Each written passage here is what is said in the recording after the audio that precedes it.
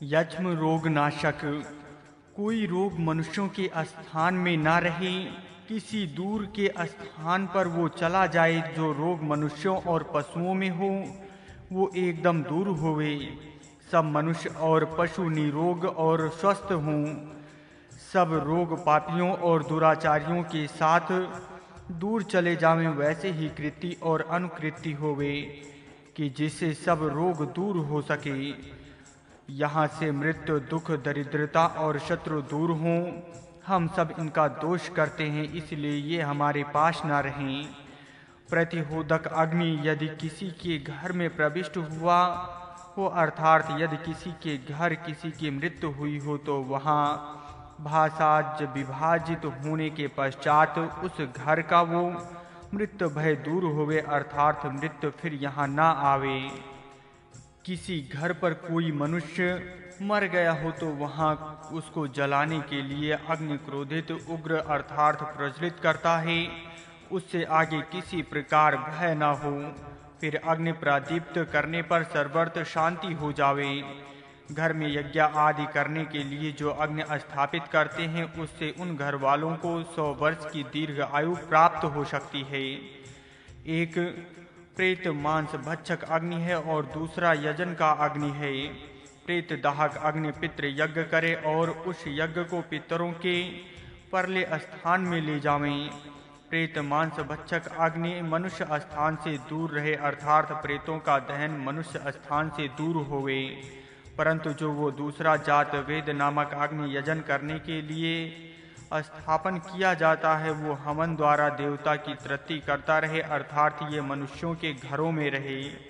मनुष्यों के पत्तों का दहन करने वाले अग्नि के कार्य की शांति गृह पत्य अग्नि से अर्थात विवाह के समय के अग्नि से करते हैं, अर्थात इनका कार्य परस्पर भिन्न है।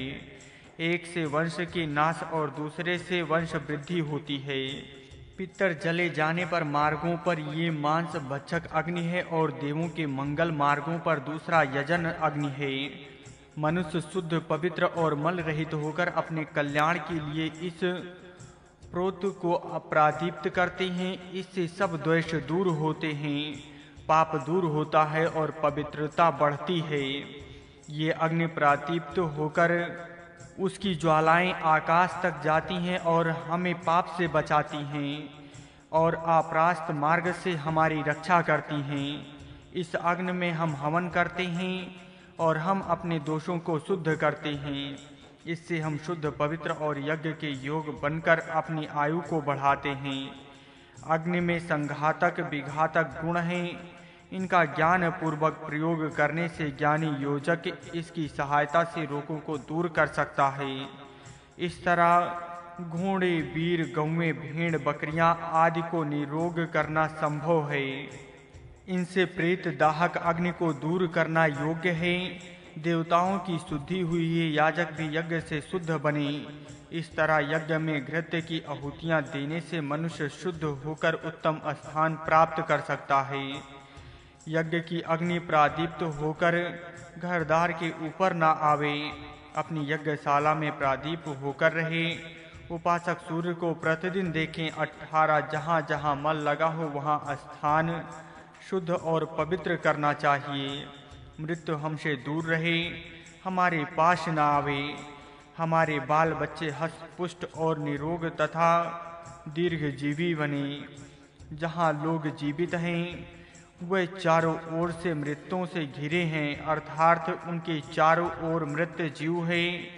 हम इस प्रार्थना करके कल्याण प्राप्त करें। हम हास्य और नृत्य में अपना मंगल समय व्यतीत करें। हम सब उत्तम वीर बने और युद्ध में अपना शौर्य प्रकट करें।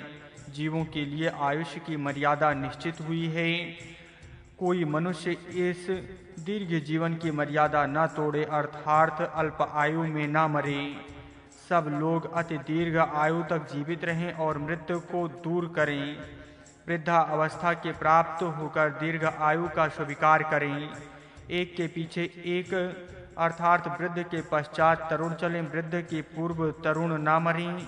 दीर्घ आयुष्य को प्राप्त करने का यत्न प्रत्येक करें। ईश्वर सब यत्न करने वालों को दीर्घ आयु देवे।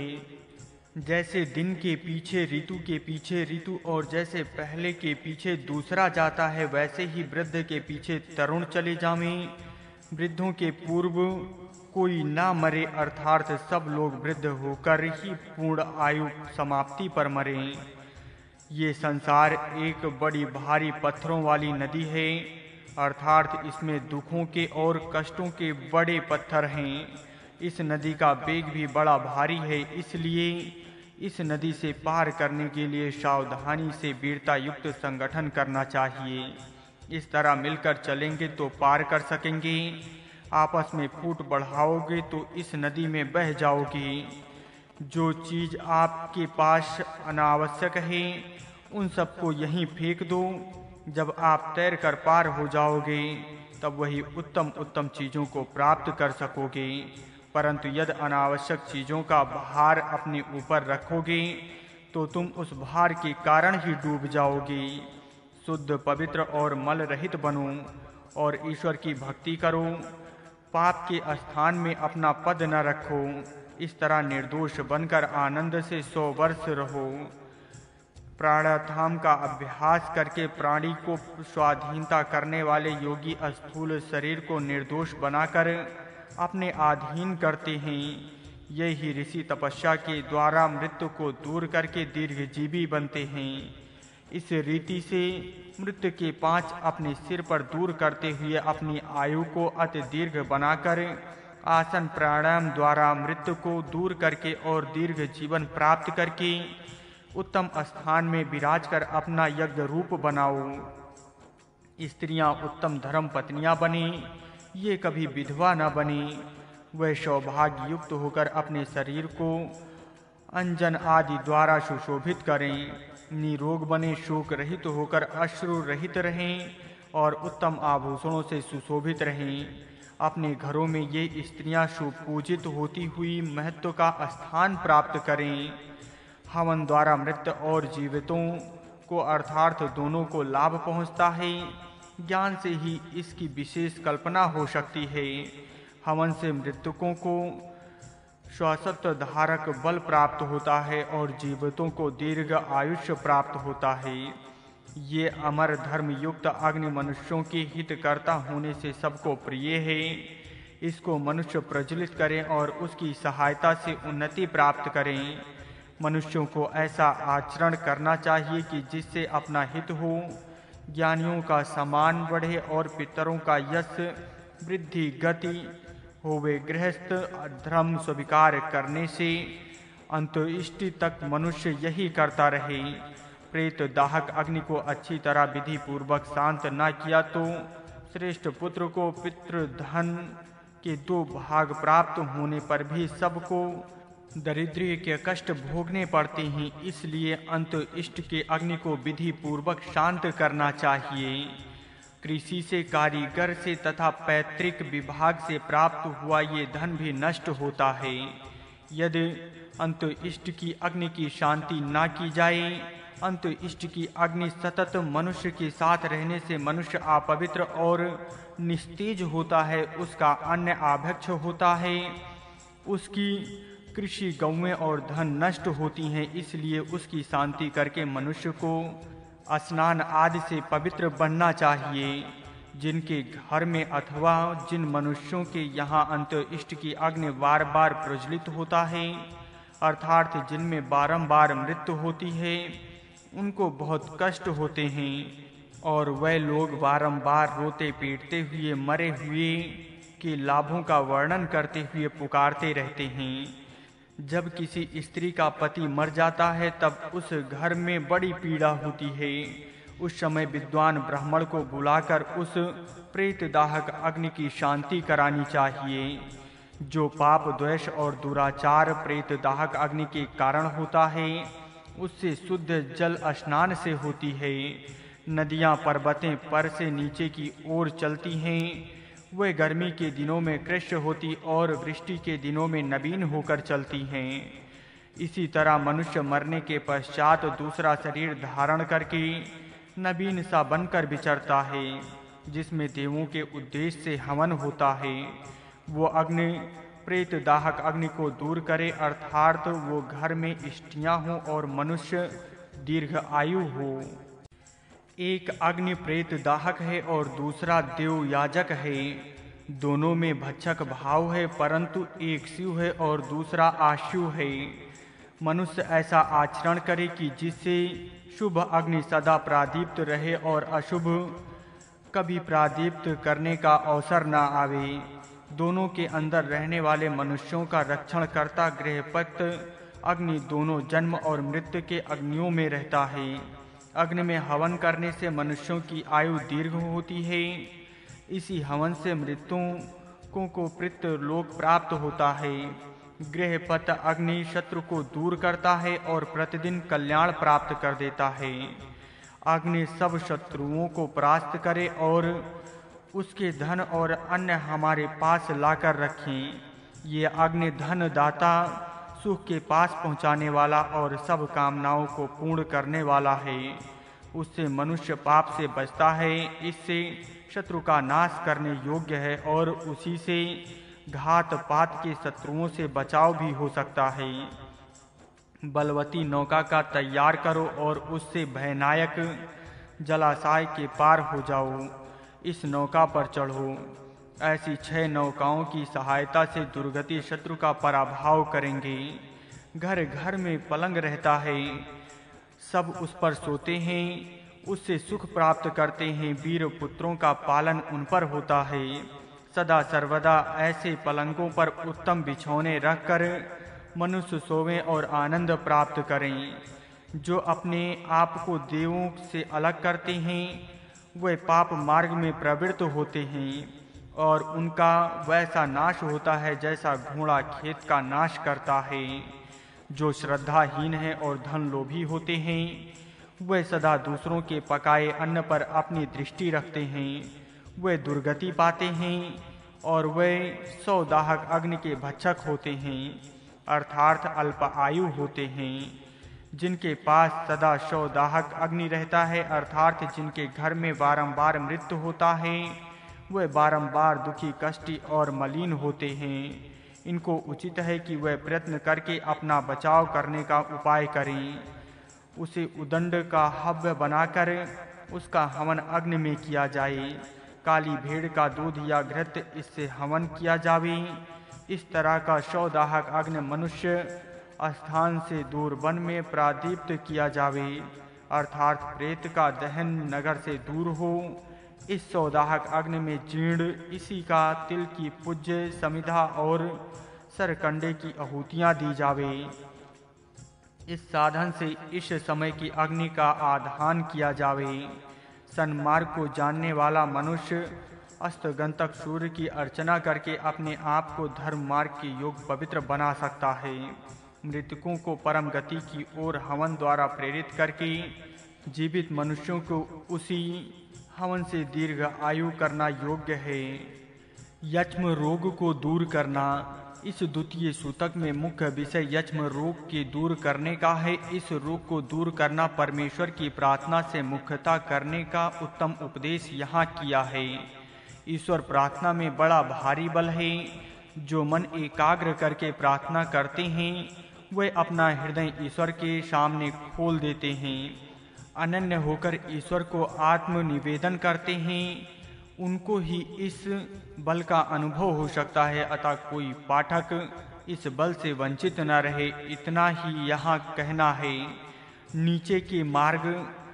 पहले मंत्र का कथन ये है, जैसे वाण दूर चला जाता है वैसे मनुष्य में जो रोग है वह नीचे के मार्ग से शीघ्र चला जावे, अर्थात दूर चला जावे, मनुष्य के पास न रहे। नीचे के मार्ग से जाने का तात्पर्य यह है कि सब रोग बीज दूर करने का उपाय ही नीचे के मार्ग खुले रखना है। मूत्र मार्ग, पुरीष मार्ग, पसीने का मार्ग, नासिका मार्ग, ये सब मार्ग परमेश्वर ने किए हैं। शरीर रूपी मंदिर के ये सब मोरियां हैं जिनमें से मल त्यागे जाते हैं। पाठकों को उचित है कि वे विचार करें कि ये मार्ग अपना अपना कार्य ठीक प्रकार कर रहे हैं व नहीं। यदि कर रहे हैं तो वो उत्तम है, नहीं तो उनको ठीक कार्य करने के लिए प्रवृत्त करने का यंत्र करना आवश्यक है, अन्यथा मृत्यु की भेंट हो जाएगी। पापाचार और दुष्ट विचार। द्वितीय मंत्र में अधसंग और दुशासन अर्थात पापचारी और दुष्ट विचारी ये दोनों मृत्यु के दरबार तक पहुँचने वाले हैं, ऐसा स्पष्ट सूचित किया है। अतः मनुष्यों को पाप से और दुष्ट विचार से बचना चाहिए। दुष्ट विचार और पापाचार ये परस्पर साथी हैं। दुष्ट विचार पहले आता है और पश्चात पाप का आचरण होता है। इससे पहले मनुष्यों को बड़ी सावधानता के साथ रहना और इनसे बचना चाहिए। मनुष्य जो पतित होता है वो कृत्य और अनुकृति के द्वारा ही होता है। मनुष्य प्रथम दूसरे के दुष्ट विचार सुनता है और उन विचारों की अनुकृति करता है। पहले केवल अनुकरण की ही इच्छा होती है, परंतु अनुकरण करते करते वैसे ही विचार करने लगता है। इसी तरह पाप के आचरण पहले देखता है और वैसा करने की चेष्टा करता है। इससे प्रथम केवल अनुकरण इच्छा ही प्रबल होती है, परंतु अभ्यास होने पर वो स्वभाव बनता है। इसलिए अनुकरण करने के विषय में भी बड़ी सावधानता धारण करनी चाहिए। सत्पुरुषों की अच्छे आचार विचार की अनुकृत और कृत्य करनी योग्य है।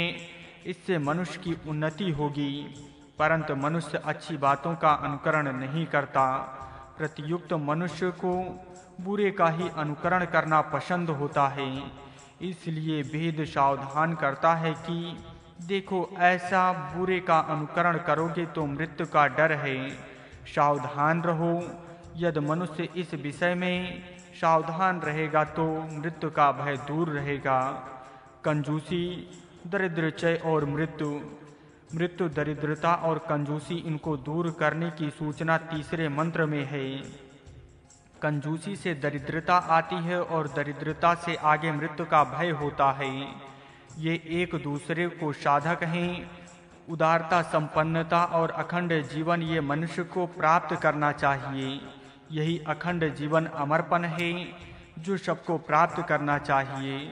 यदि किसी स्थान पर व्याघ्र के समान सबका भक्षण करता प्रेत दाहक अग्नि पहुँचता है, अर्थात यदि किसी के कुटुंब में मृत्यु हो गई हो तो वहाँ की उस मृत्यु को हर प्रकार से दूर करना चाहिए। चतुर्थ मंत्र का उपदेश है।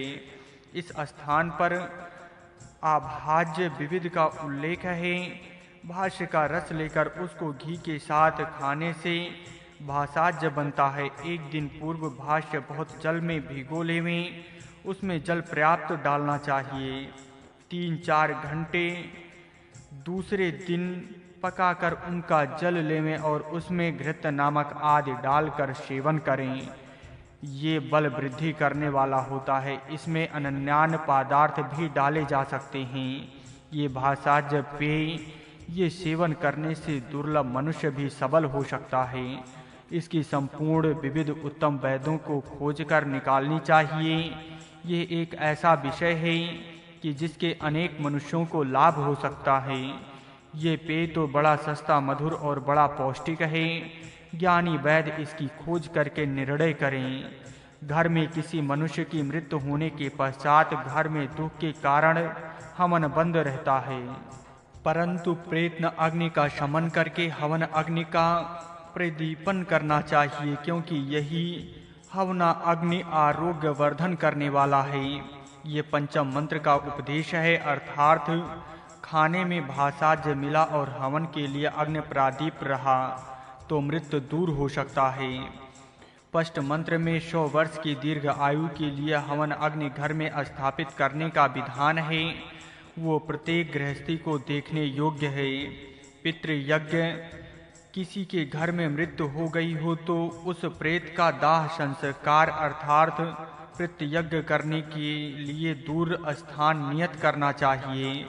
घर के या ग्राम के मानवों की बस्ती के समीप प्रेत दाह संस्कार करना नहीं चाहिए, क्योंकि इस दाह से जो दुर्ग युक्त विषयमय वायु बाहर आती है वो जीवित मनुष्यों को अनेक रोग उत्पन्न करती है। इसलिए सप्तम और अष्टम मंत्र के प्रेत दाह बस्ती से दूर करने का आदेश दिया है। जो प्रेत का दहन करता है उस अग्नि का वैदिक नाम है कावाद्य अर्थात मांस खाने वाला अग्नि। दूसरा अग्नि है जात वेदा। ये घरों में प्रादीप्त रहता है, जिसके हवन के साथ वेद संस्कार किया जाता है।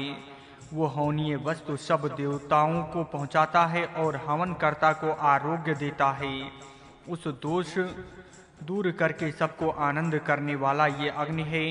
जो प्रेत दाहक अग्नि है वो मृतक को यमराज के अधीन करता है और हवन अग्नि देवताओं के साथ संबंध जोड़ देता है।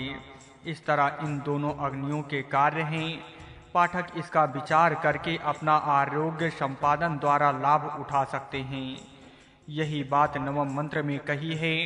प्रेत दाहक अग्नि और गायपत्य अग्नि ऐसे दो अग्नि हैं।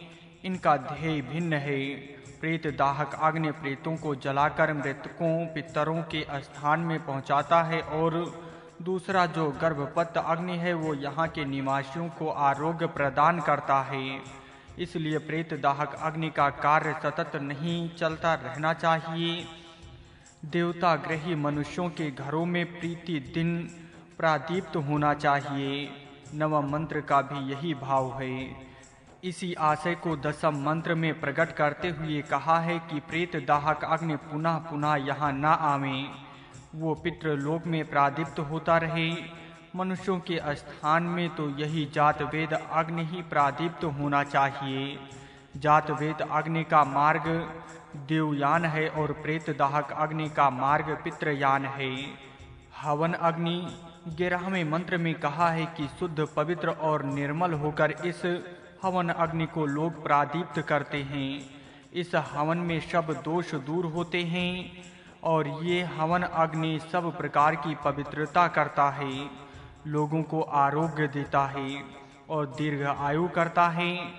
वैदिक धर्मियों का घर का ये अग्नि एक महत्व का स्थान रखता है। इसी को केंद्र करके वैदिक धर्मियों के सब संस्कार होते हैं।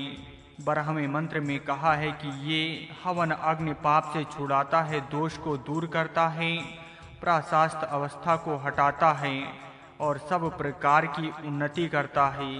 13वें मंत्र में कहा है कि इस अग्नि में हम संपूर्ण दोषों को हवन करते हैं, अर्थात हमारे संपूर्ण दोष इस अग्नि में हवन सामग्री का हवन करने से दूर भाग जाएं और हम बाहर से शुद्ध और अंदर से पवित्र बनेंगे, जिसका परिणाम हमारी आयु की वृद्धि होगी, क्योंकि दोष रहने से शीघ्र आयु मृत्यु होती है और पवित्रता होने से ही मृत्यु दूर हो जाती है। 14वें मंत्र में कहा है कि यही हवन अग्नि यक्ष बीजों को दूर से दूर ले जाता है, अर्थात हवनकर्ता के घर में रोज बीज नहीं रहते, इसलिए उनको निरोगता और दीर्घ आयु प्राप्त होती है। इस तरह घोड़े, गौवे, बाल बच्चे, भेड़, बकरियां आदि में जो रोग, बीज और मृत्यु का भय रहता है वो सब इस हवन अग्नि द्वारा दूर किया जा सकता है। ये आशय 15वें और 16वें मंत्र का है। 17वें मंत्र में भी ये विषय पुनः अन्य रीति आया है। जिस अग्नि में घृत का शुद्धिकारक आहूतियाँ डाली जाती है उसी हवना अग्नि की सहायता से उन्नति प्राप्त करना संभावनीय है। 18वें मंत्र में कहा है कि जहाँ ऐसा हवन होता है वहीं स्वर्ग लोक है। मनुष्य हवन से ही इस भूमि को स्वर्ग धाम बना सकता है। सूर्य प्रकाश का महत्व। आरोग्य की दृष्टि से सूर्य प्रकाश का अत्यंत महत्व है। सूर्य प्रकाश से ही संपूर्ण आरोग्य की प्राप्ति होती है। इसलिए वेद में निरंतर सूर्य दर्शन होता रहे ऐसी प्रार्थनाएं आती हैं। सूर्य दर्शन करना ही मनुष्यों को आदाह का स्थान है। प्रत्यक्ष सूर्य दर्शन करने से आँखों के रोग दूर होते हैं। युक्ति से सूर्य दर्शन का अभ्यास बढ़ाने से ऐनक लगाने का कारण भी नहीं रहता। संपूर्ण शरीर सूर्य तप स्नान से अर्थात सब शरीर को सूर्य किरण लग जाने से संपूर्ण शरीर का तेज बढ़ जाता है, आरोग्य बढ़ता है और रक्त संचार यथा योग होकर बहुत से रोग दूर होते हैं। सूर्य प्रकाश ही आरोग्य दाता है। शुद्धि का उपाय। मंत्र 19 और 20 में वे कुछ शुद्धि का उपाय कहा है, परंतु शुद्ध और पवित्र बनो इतने संकेत से ये मंत्र शुद्ध के विषय में आदेश दे रहे हैं ऐसा पता लगता है, परंतु जो शुद्धि के साधन इन मंत्रों में वर्णन किए गए हैं और वे क्या हैं और इनका उपयोग कैसा करना चाहिए, वो बात अनेक बार विचार करने पर भी अब तक हमारी समझ में नहीं आई है। इन मंत्रों में जो शुद्धि के साधन कहे हैं वे सीसा, नल, हवनीय अग्नि, काली भेड़, सिरोना ये हैं। इनमें हवन अग्नि से शुद्धता होने का कुछ ज्ञान हमें है, परंतु अन्य साधनों के विषय में हमें इस समय तक कोई पता नहीं लगता। जो पाठक इस विषय की खोज करते हैं वह इस आवश्यक विषय की खोज करें और प्रकाशित करें। मनुष्य के निरोग और दीर्घजीवी होने के लिए इन शुद्धियों की आवश्यकता है, अतः इस विषय का महत्व बहुत है। इन शब्दों के ये ही अर्थ हैं अथवा दूसरे कुछ अर्थ हैं, इनकी भी खोज होनी चाहिए। नंबर 1 अभी शब्द का अर्थ कुलित, कुल्थी है। ये चाक्षुष अर्थात नेत्र के दोष दूर करने वाली वनस्पति है, ऐसा रत्नमाला नामक वैद्य ग्रंथ में कहा है। नंबर 2 नल, देवनल, ये एक प्रकार का बड़ा चाय है। इसके गुण वैद्य ग्रंथ में दिए हैं। मुख की रुचि बढ़ाने वाला, मीठा, रक्त दोष दूर करने वाला, क्षुधा प्रादीप्त करने वाला, शीत देने वाला, शक्ति देने वाला, वीर बढ़ाने वाला, वीर अधिक करने वाला। नंबर 3 सीसा शोषक, इसके गुण मोह रोग का नाश करने वाला, 100 हाथियों के समान शक्ति देता है, रोग दूर करता है, दीर्घजीवी बना देता है, क्षुधा प्रादीप्त करता है, काम का बल करता है, मृत्यु को दूर करता है, पीड़ा हरता है, रक्त स्त्राव बंद करता है, कुष्ठ, गुल्म, पांडु, प्रेम, मोह, अग्नि, माद, सूजन, भकंदर आदि रोगों को दूर करता है। नंबर 4 रामा, एक औषधि है जिसके गुण राज, निष्कपटी 4, 10, 12 और 13वें में दिए हैं। नंबर 5 अश्की, एक औषधि है जो नेत्र को लाभदायी है।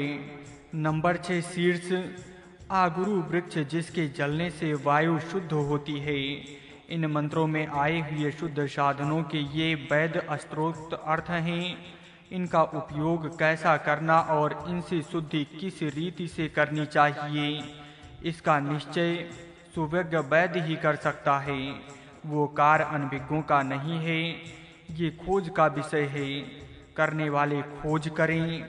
21वें मंत्र में प्रार्थना है कि इस तरह मृत्यु दूर होवे और अपने घर के बाल वंश हष्ट पुष्ट आनंदित और उत्साही हों, अर्थात कोई ना मरे। ये उपदेश देखने और सुनने वालों के लिए कहा है, अर्थात जो विचार से देखता है और सुनकर समझता है उसी के लिए ये सब कहा है। जो देखेंगे नहीं और सुनेंगे नहीं उनके लिए कहने से क्या लाभ होगा। नृत्य और हास्य 22वें मंत्र में कहा है कि जो ये हम लोग यहाँ जीवित हैं उनके चारों ओर मृत जीव है, अर्थात वे इस अंतराल में भ्रमण करते हैं, हमारे चारों ओर आते होंगे, परंतु उनका स्थूल देह नष्ट हो जाने से वे हमें दिखाई नहीं देते। वे तो मृत हो चुके हैं, वे जीवित हैं। उनके नाचने और हंसने के लिए अर्थात उनकी आनंद प्रसन्नता के लिए ही यत्न करना चाहिए। मनुष्य के आरोग्य के लिए नृत्य और हास्य की अत्यंत आवश्यकता है। हास्य से मन की प्रसन्नता रहती है और शरीर के पुट्ठों में उत्साह बढ़ता है। नाच एक बड़ा उत्तम व्यायाम है और आनंद के साथ किया जाता है। आर्यों को नाच सिखाना चाहिए और उससे बड़ा लाभ प्राप्त करना चाहिए। आजकल नाच को बुरा मानते हैं, परंतु नाच कोई बुरी चीज नहीं है। नाच करने वालों में कई लोग बुरे होंगे, परंतु नाच आरोग्य वर्धक होने से बड़ा लाभकारी है। हम उत्तम वीर बने और शत्रु को दूर करने का ही विचार करें।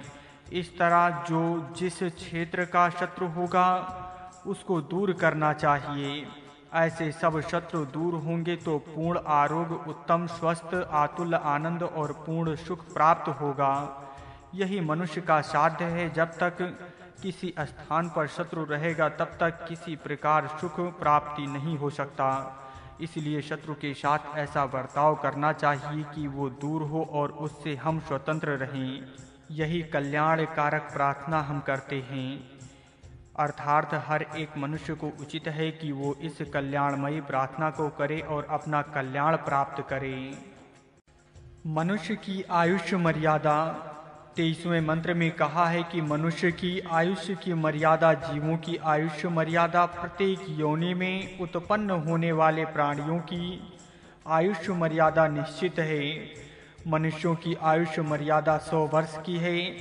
ये निश्चित मर्यादा है, अर्थात सुनियमों के पालन से ये बढ़ सकती है और अनियमों के अवलंबन करने से घट भी सकती है। ये मनुष्य के अधीन है। मनुष्य चाहे योगा आदि साधनों के अनुष्ठान से अपनी आयुष्य मर्यादा बढ़ा सकता है अथवा व्यभिचार आदि द्वारा घटा भी सकता है।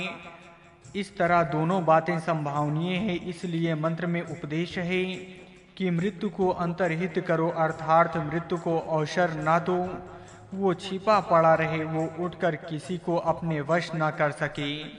तुम ऐसा व्यवहार करो कि जिससे वो मृत्यु दूर हो जावे। 24वें मंत्र में कहा है कि वृद्धावस्था का स्वीकार करते हुए दीर्घ आयु धारण करो, अर्थात अल्प आयु न मरो। ब्रह्मचार आदि सुनियम पालन करते हुए मृत्यु को दूर करो। दीर्घ आयु व्याप्ति का यत्न करते हुए अपने सुनियमों में रहो। उन धर्म नियमों का उल्लंघन न करो। ऐसा करोगे तो तुमको दीर्घ जीवन के लिए पूर्ण आयु तक जाने की संभावना होगी। ये दीर्घ जीवन वैसा प्राप्त होता है, इसकी कुंजी है। पहला नियम सुजनिमा शब्द द्वारा प्रकट हुआ है। सुजनिशार्थ का यथा योग पालन होना चाहिए। जनन शास्त्र के नियम जानकर और उसका यथा योग पालन करके संतान उत्पन्न करनी चाहिए। माता पिता वैषयिक अत्याचार से अपने आप को बचावें। सुसंतान निर्माण द्वारा राष्ट्र का यश वृद्धि करना अपना कर्तव्य है। यही मन में धारण करें और सुप्रजा जनन करें। दूसरा नियम सजोपास शब्द द्वारा प्रकट हुआ है। प्रीति के साथ, उत्साह के साथ, एक जीवन के भाव के साथ स्त्री पुरुष का संबंध होना चाहिए। इसी तरह राष्ट्र में सबका प्रेम से संबंध हो, सबका जीवन एक हो और सब लोग उत्साह के साथ अपना कर्तव्य उत्तम प्रकार करते रहें। ये परस्पर व्यवहार का उपदेश है। तीसरा नियम त्वष्टा शब्द द्वारा बताया है। त्वष्टा का अर्थ है कारीगर, कुशल कर्म करने वाला। कर्म में कुशल मनुष्य जो दीर्घ जीवन प्राप्त करना चाहता है वो किसी कारीगरी में निपुण होवे, क्योंकि कारीगरी से मन की तल्लीनता प्राप्त होती है और इसी कारण जागतिक दुखों से मुक्तता होती है और दीर्घ जीवन प्राप्त होता है। दीर्घ जीवन प्राप्त करने के लिए मनुष्य को किस तरह बर्ताव करना चाहिए, इसका निर्देश इन 3 शब्दों द्वारा इस मंत्र में दिया गया है। पाठक इसका उत्तम मनन करें और योग बोध प्राप्त करके उसको अपने आचार में ढालने का यत्न करें। 25वें मंत्र में यथाक्रम मनुष्य को मृत्यु प्राप्त होवे ऐसा कहा है, अर्थात वृद्ध मनुष्य पहले मरे, उनके पीछे आयु के क्रम से मनुष्य मरे। वृद्धों के पूर्व तरुण अथवा बालक ना मरे। सब लोगों का यथा योग जनन पालन और पोषण होता रहेगा तो अकाल मृत्यु दूर होगी और यथाक्रम मृत्यु होगी। नदी का प्रचंड वेग। आगे के 2 मंत्रों में संसार रूपी प्रचंड वेग वाली महानदी का उत्तम काव्यमय वर्णन है।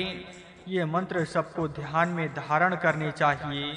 इस प्रचंड वेगवती नदी से ही हम सबको पार होना है। ये पत्थरों वाली भयानक नदी है। इसमें स्थान स्थान पर पत्थर हैं, अतः मार्ग अच्छी प्रकार नहीं मिलता। चलने लगे तो पत्थरों पर टक्कर लगती है, गड्ढे में पड़ने की संभावना है। ये नदी बड़े प्रचंड वेग से चल रही है। इस वेग के कारण पार होने वाला का किसी स्थान पर पांव नहीं रुक सकता। यहाँ बड़ा भय है, इससे पार हुए बिना कार्य नहीं चलेगा। पार तो होना ही चाहिए, अतः हर एक को पार होने के लिए कटिबद्ध होना चाहिए। कैसे पार हो सकते हैं? क्या अकेला अकेला मनुष्य इस नदी से पार हो सकता है? कभी नहीं। इस नदी से पार होने के लिए कहा है कि उठो भाई, अपनी अपनी चीजों को संभालो, अपने अपने जीवन को संभालो। असावधानता से ही सर्वनाश होगा। ध्यान रखें, समय बड़ा कठिन है, सबको बड़ी सावधानी धारण करके तैयार होना चाहिए। हे भाई, वीरता धारण करो, डरने से कोई प्रयोजन नहीं होगा। हे भाई जी, डरोगे तो भी मरना है और ना डरोगे तो भी मरोगे, परंतु संभलकर मिलकर युक्त से उपाय करोगे तो ही पार हो सकते हो। यहाँ रहकर रोते पीटते जाओगे तो कोई लाभ नहीं होगा। रोना पीटना डरना छोड़ दो, तैरने का यत्न करो। मिलकर तैरने का यत्न बड़ी सावधानी से करो, तभी कुछ बन सकता है, नहीं तो कोई दूसरा उपाय नहीं है। परंतु आपके पास व्यर्थ की चीजों का भार बहुत ही है। ये सब भार अपने पास रखोगे तो निश्चय से बीच में ही डूब मरोगे। ये व्यर्थ की चीजें अपने आप पास क्यों रखी है? हे भाई जी, इनमें से जो चीजें अनावश्यक है, व्यर्थ है, जिनका कोई उपयोग नहीं है, उनको यहीं फेंक दीजिए। इतना भार नदी के बीच में संभाला नहीं जाएगा, अतः ये अनावश्यक पदार्थ आप यहीं छोड़ दीजिए। जो पदार्थ ऐसे हैं कि जो फेंक दिए तो कुछ भी परवाह नहीं, उनको यहीं फेंक दो। इससे अपने पास का बोझ कम होगा और हम आनंद से पार हो सकेंगे। अतः अनावश्यक पदार्थ का लोभ छोड़ दो। यदि हम नदी पार हो जाएंगे तो उस पारले तीर पर बड़ा क्षेत्र है, वहाँ जो जो आवश्यक वस्तुएं होंगी वो ले लेंगे। उसकी चिंता यहाँ करने की क्या आवश्यकता है? वहाँ उतरने पर निरोग शुभ सुखदायी भोग अवश्य प्राप्त करेंगे। परंतु इन अनावश्यक पदार्थों का भार सिर पर रखोगे तो परले तीर पर पहुंचना असंभवनीय है। यहाँ काव्यमयी भाषा से बड़ा मनोहर उपदेश दिया है। जो इसका मनन करेंगे वे बहुत बोध प्राप्त कर सकेंगे। हर एक स्थान पर कष्ट का समय दूर करने के लिए यही उपदेश अत्यंत उपयोगी है। पाठक इसका मनन करें और आवश्यक बोध प्राप्त करें और उसको अपने जीवन में परिवर्तित कर दें। 100 वर्षों की पूर्ण आयु। 28वें मंत्र में 100 वर्ष तक सब बाल बच्चे के समेत हम आनंद से रहेंगे, ऐसा कहा है। कैसे 100 वर्ष की दीर्घ आयु प्राप्त कर सकेंगे? अपमृत्यु को किस तरह दूर कर सकेंगे?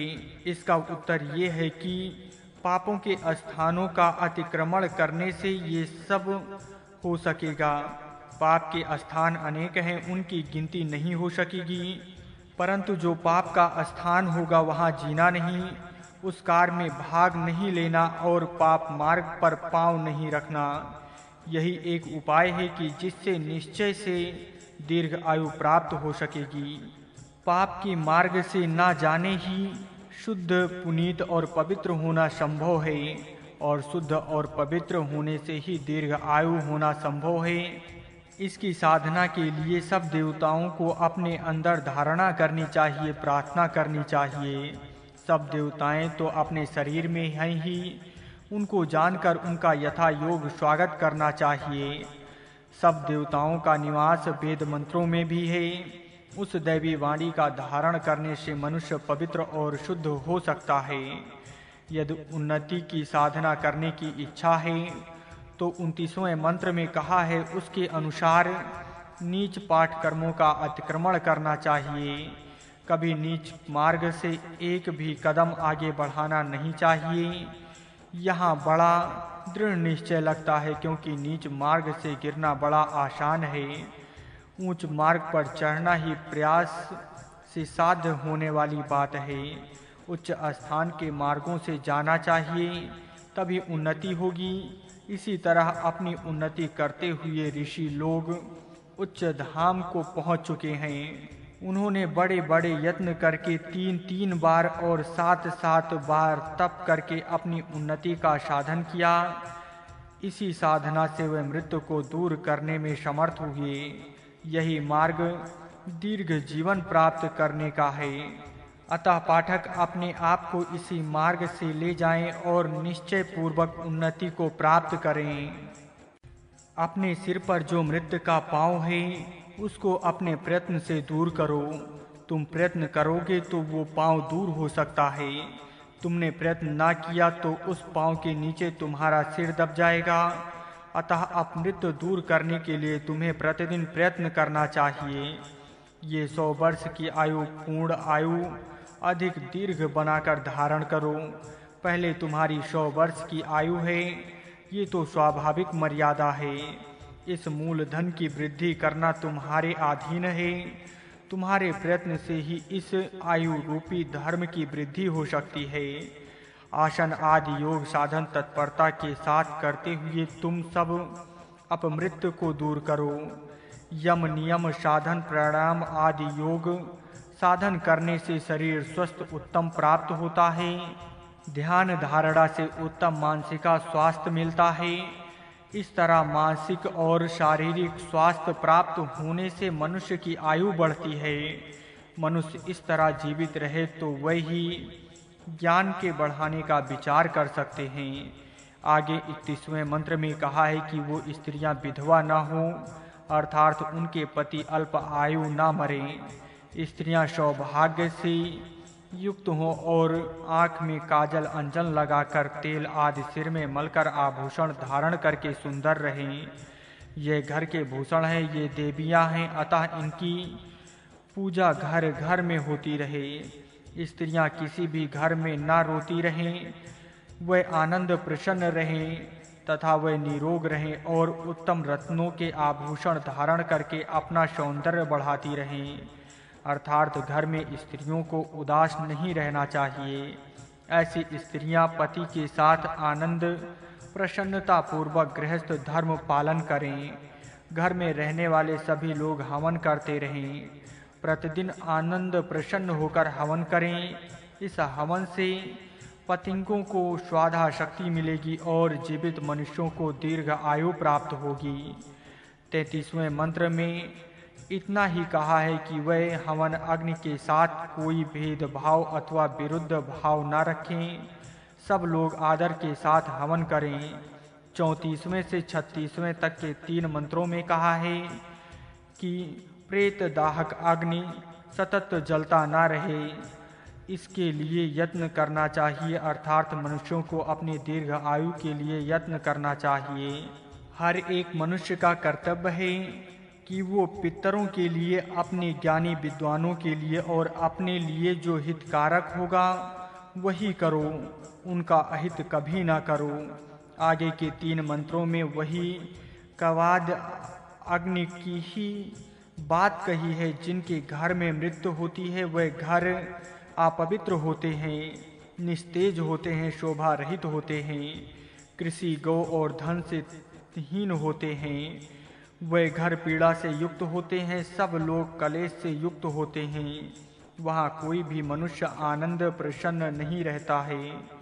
जहाँ पुरुष की मृत्यु होती है वहाँ स्त्रियाँ विधवा होती हैं और वो घर सुखदायक नहीं रहता। इसलिए हर एक को दीर्घ जीवन प्राप्त करने का यत्न करना चाहिए। 31वें मंत्र का विचार इन मंत्रों के साथ करने से प्रतीत होता है कि विधवा स्त्रियां ना अंजन आँख में लगाती हैं, ना माथे पर तेल मलती हैं और ना अच्छे कपड़े पहनती हैं, ना जेवर पहनती हैं। वह तो सदा रोती रहती हैं, आंसू बहाती हैं और दुख के कारण क्रश होती हैं और रोगी भी होती हैं। आगे 40वें मंत्र में कहा है कि जो पाप और दोष मनुष्य करता है, जो कुकर्म मनुष्य करता है, उसकी वृद्धि जल से होगी। जल प्रयोग शुद्धता करने वाले हैं। सब रोग बीज जल के प्रयोग से दूर होते हैं, शरीर निर्मल होने से दीर्घजीवी होता है। 41वें मंत्र में पर्वत शिखर पर वास करने से बड़ा लाभ होता है ऐसा कहा है। पर्वत के शिखर पर वायु शुद्ध होती है और उसके सेवन से मनुष्य निरोग हो जाता है। ये अनुभव की बात है। यहाँ पर्वत को वृषभ कहा है। यहाँ वृषभ का अर्थ बल बढ़ाने वाला है।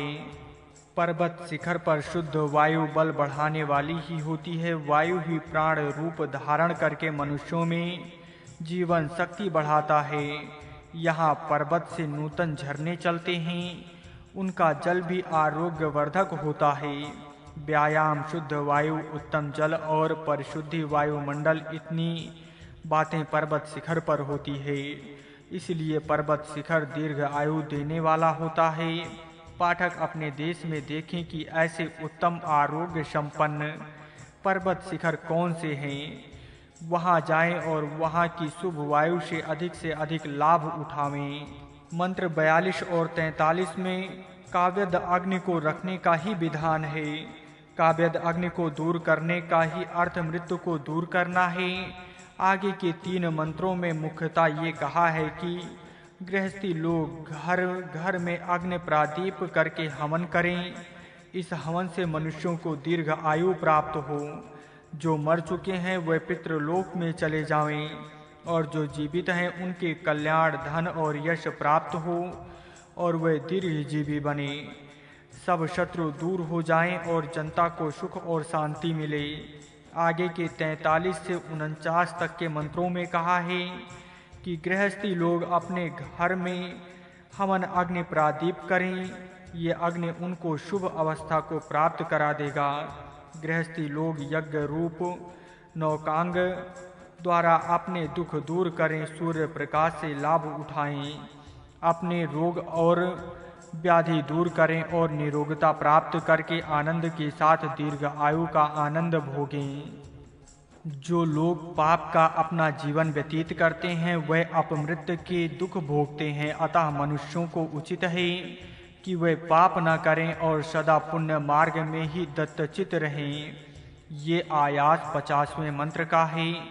91वें मंत्र में कहा है कि जो लोग श्रद्धाहीन, धन लोभी, मांस भक्षी लोग हैं और जो दूसरे के सिर चढ़कर उनको खाते हैं या लूटते हैं या उनको दुख देते हैं वे सदा पाप भागी होते हैं। उनके पाप अनगिनत होते हैं और उस कारण उनके दुख भी बहुत ही होते हैं। अतः मनुष्य पाप से बचे रहें जिससे वे सुखी हो सकते हैं। 52वें मंत्र में ऐसा कहा है कि जो बारंबार पाप मार्ग से चलते हैं उनको दुख भोगना ही पड़ता है। अतः दुख और मृत्यु से बचने का एकमात्र उपाय यह है कि वे पाप से बचे रहें। पाप से बचने से केवल दुख से और अपमृत्यु से बचना संभव है। आगे 53वें मंत्र में कहा है कि काली भेड़ अथवा कुलथी, सीसा, पीसे उड़द या ये सब भाग का साधन है। वैद्य लोग इन शब्दों का विचार करें और उनसे किस तरह भाग्य प्राप्त हो सकता है इसकी विधि निश्चित करें। ये मंत्र बड़ा महत्व का है और खोज करने योग्य है। आगे 54वें मंत्र में भी इसी का मूंज, तिल के डंठल, नड़ आदि शब्दों द्वारा कुछ महत्व का प्रयोग है। ये भी अन्वेषणीय है, इसका विचार सुविज्ञ वैद्य करें। ये यज्ञ शास्त्र का विषय है और आरोग्य के साथ इसका घनिष्ठ संबंध है। अतः इसकी पद्धति सुविज्ञ वैद्यों द्वारा निश्चित होनी चाहिए। आगे 55वें मंत्र में कहा है कि सूर्य दर्शन आदर पूर्वक मनुष्य करे। ये तो आरोग्य का एक साधन अपूर्वता के साथ मनुष्य के पास आया है। मनुष्य इसका उत्तम उपयोग करें और लाभ उठाएं। जो मनुष्य मर चुके हैं वह तो पितृ लोक के मार्ग के पथिक बन चुके हैं, परंतु जो जीवित हैं उनको यहाँ रहकर ऐसा कार्य करना चाहिए कि जिससे उनको दीर्घ आयु प्राप्त होवे। इस तरह इस सूतक में केवल प्रार्थनाएं ही है, परंतु उनमें भी बड़ा बोधप्रद उपदेश दिया है। जो लोग इसका मनन करेंगे और आवश्यक बातें अपने आचरण में लावेंगे वे बहुत लाभ प्राप्त करते हुए परलोक में सुख के भागी हो सकते हैं। स्वर्ग और ओदन, मनुष्यों में जो सबसे अधिक बलवान होगा वही सबका अधिष्ठाता होने योग्य है। वैसा मनुष्य अधिष्ठाता बने, वो मुख्य आसन पर बैठे, वही अपने हितकारी अनुयायियों को बुलावे, सबको एकत्र मिलावे। ये मिलाप ही शक्ति उत्पन्न करता है और इसी से राज्य का नियंत्रण होता है। राष्ट्र में ये शक्ति समान रीति से बांटी जाए, अर्थात किसी एक में वो अत्यधिक रीति से केंद्रित न होवे। ऐसा होने से ही उसकी दूरदृष्टि होगी, उससे पराक्रम होगा, उसका तेज फैलेगा और बल बढ़ेगा। जैसे अग्नि लकड़ियों का तेज बढ़ाता है, वैसे ये सांधिक बल मनुष्यों का तेज बढ़ाता है। इसी से सब प्रकार की शक्तियां परिपक्व होती हैं और इसी से वृद्धि भी हो सकती है। दोनों मिलकर रहें, आपस में कभी विरोध न रखें। इस लोक में करने का कार्य देव मार्ग में, प्रवास में और यमराज में भी मिलकर रहने से लाभ होंगे। आपस की फूट होने से ही दुख होगा। जो कुछ भी वीर पराक्रम करना हो वो सब स्वर्ग पवित्र होकर अपना संगठन करके करो। हे अपने आत्मा को धन्य करने वाले साधकों, तुम अपने जीवन में शुद्ध रहो, कभी अशुद्ध ना बनो। इस जीवन को प्राप्त करके अमर बनो। तुम्हारे लिए अमृत प्रदान करने के लिए ही तुम्हारी प्राकृत माता इस अपूर्व अमृत पान को तैयार कर रही है। पाप प्रवृत्त और मलिन वाणी से दोषों से मुक्त होना चाहिए। यही माता पिता और पुत्रों को भी करना चाहिए।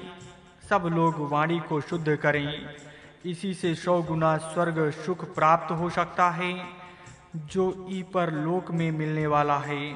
यज्ञकर्ताओं को जो शुभ लोक प्राप्त होते हैं, उनमें जो श्रेष्ठ से श्रेष्ठ स्थान है, जो आधुनिक सुखदायी और अधिक तेजस्वी है, उसको प्राप्त करके वृद्ध अवस्था में पुत्रों के समेत वहां आनंद से रहो। श्रद्धा से प्रकाश की दिशा से आगे बढ़ो। श्रद्धा से ही उन्नति प्राप्त होती है। जो कुछ परिपक्व फल हुआ है उसकी रक्षा करने का यत्न मिलकर करो। गृहस्थ आश्रम में दक्षता की दिशा से आगे बढ़ते हुए अपने पात्रता के केंद्र के साथ रहो। वहां तुम्हारी परिपक्वता होने के लिए नियामक देव तुम्हारी सहायता करेगा। वही तुम्हें सुख देता हुआ आगे ले जाएगा। पश्चिम दिशा विश्राम की दिशा है। यहाँ सोमदेव सुख देता है। इसमें गृहस्थ आश्रम के विश्राम करके अच्छे कर्म करो और अपने आप को परिपक्व करते हुए उन्नत हो जाओ। प्रजा की उन्नति से राष्ट्र अधिक ऊंचा होता है। अधिक ऊंचा होना ही उत्तर दिशा का संदेश है।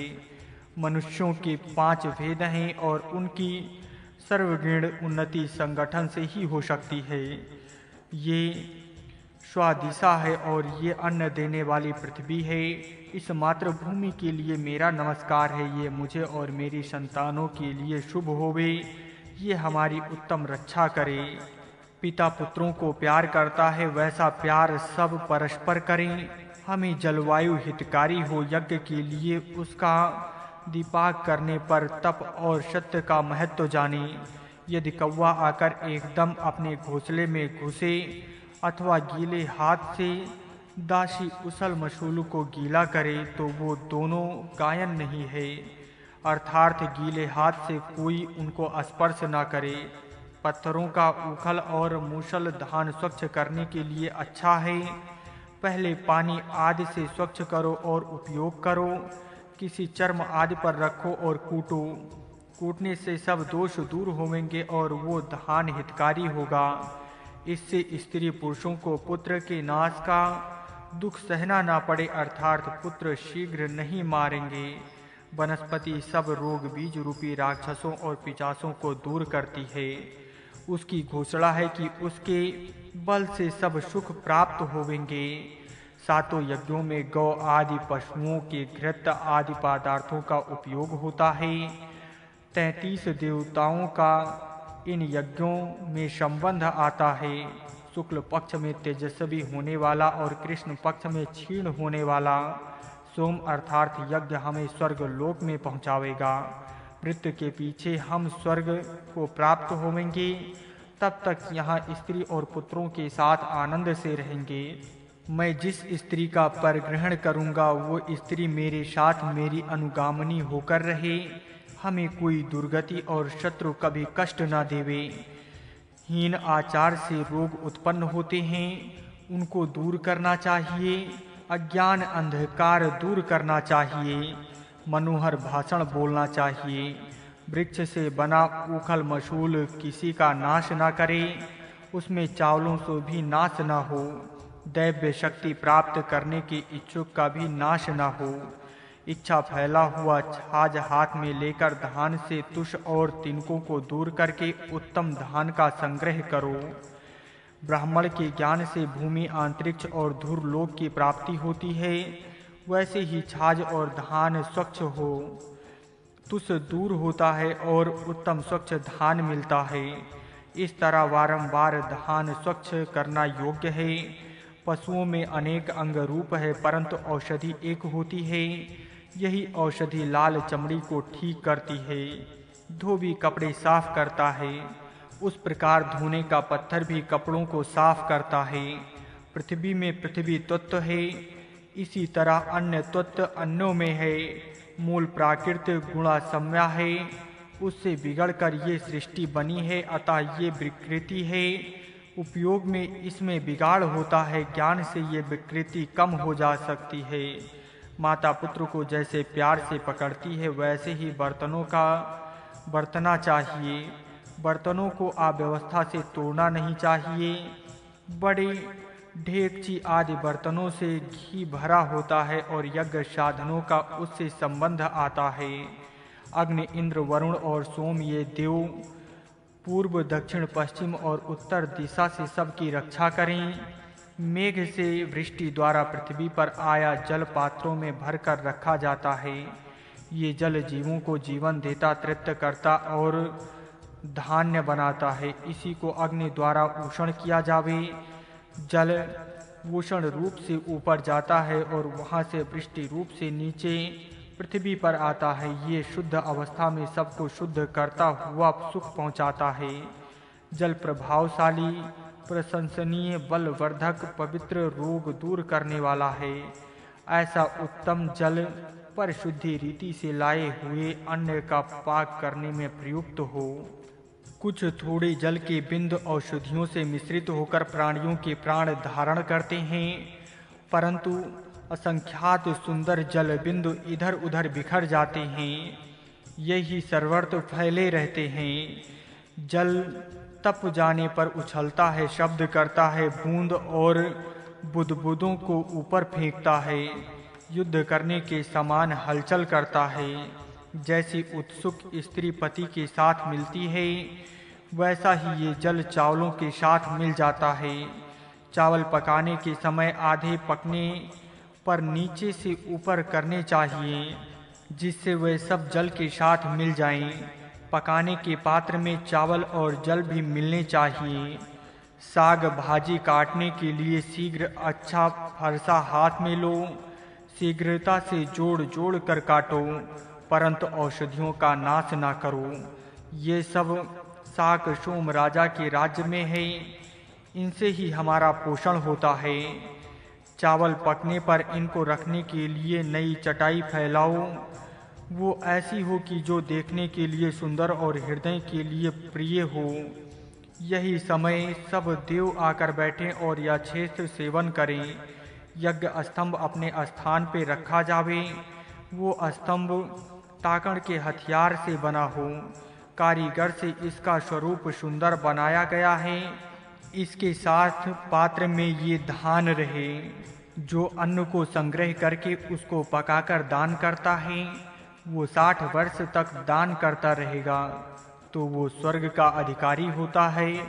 इसी अन्न से सब पारिवारिक जन जीवित रहते हैं और वो अन्न का हवन अग्नि में करता है। जो अग्नि इसको स्वर्ग में पहुंचाता है अग्नि सबका धारण करता है, वो भूमि पर स्थिर रहे। देवतागण उसे अपने स्थान से हटा देवें। जिनके पुत्र पौत्र जीवित हैं, ऐसे स्त्री पुरुष अग्नि स्थान से अग्नि को उठाकर हवन स्थान में रखें। स्वर्ग आदि सब लोगों को यज्ञ द्वारा जीतकर अपनी सब मनोकामनाओं को तृप्त करने के लिए इस अन्न में चाशम डालकर उसका थोड़ा भाग इस पात्र में ले लो। पात्र में घी डालो, उसे फैलाओ, घी से पात्र भर दो, चारों ओर लगाओ, उसमें अन्न रखकर वो देवताओं को दो।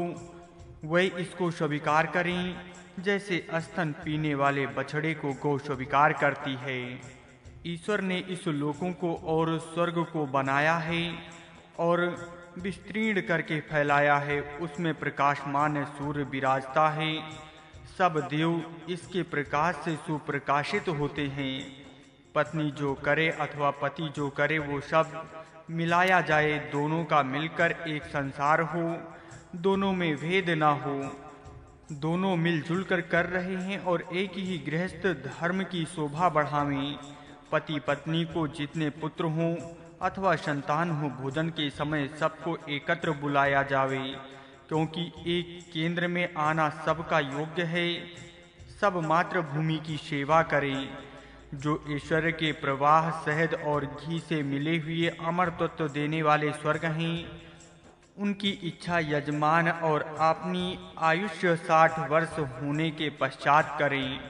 निधि का रक्षक यजमान दान द्वारा श्रेष्ठ ईश्वर की इच्छा करें। जो दूसरे शक्तिहीन हैं, वह चारों ओर भटकते रहें। हमारे दान से प्राप्त हुआ स्वर्ग ही ये है, जो तीनों विभाग से तीनों स्वर्गों से श्रेष्ठ है। जो ईश्वर का विरोध करते हैं, जो रक्त का मांस खाते हैं, उनको पास आने न दो, दूर रखो। ये समाज के शत्रु हैं। शहद और घी सब देवताओं को दिया जावे। जो किसी की हिंसा नहीं करते, उनको पवित्र हाथ कहते हैं। वही स्वर्ग को प्राप्त हो सकते हैं। जहाँ से परमेश्वर साधक को प्राप्त होता है, उसका उत्तम स्थान मनुष्य प्राप्त करे। घी और मधु भरपूर सेवन किए जावें और देवताओं के उद्देश्य से अर्पण किया जावे। सत्य, तप और देवताओं के लिए ये हम समर्पण करते हैं। ये फल हमसे किसी प्रकार दूर न होवे, न खेलों में दूर हो और न सभा में दूर हो, अर्थात सर्वदा हमारे पास रहे। मनुष्य अन्न पकावे और दान करे। स्त्री भी धर्म कर्म में दक्षता से यत्न करे।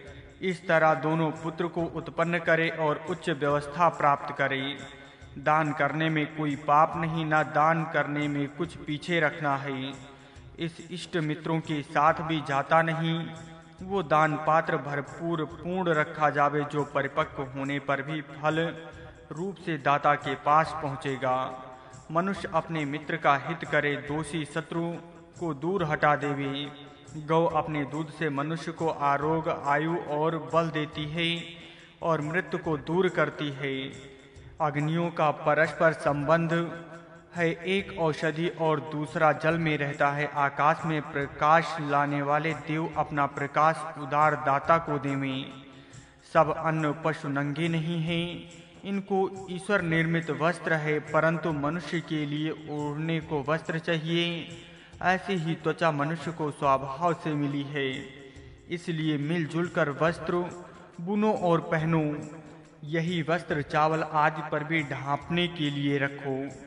जो खेलों में असत्य बोलते हैं, जो सभा में और जो धन की इच्छा से असत्य बोलते हैं, उसके सब दोष को दूर करो। समानता धारण करो और समानता के लिए समान ही वस्त्र का पहनाव करो। वृष्टि का योग उपयोग करो, जल व्यर्थ ना जाने दो।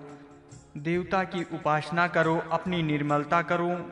जगत में प्रसिद्ध हो पुष्टिकारक पदार्थ पास रखो। इस भूलोक में मानव जाति की सेवा करो। दूरलोक ने ही अनेक रूप धारण करके इस विश्व को बनाया है।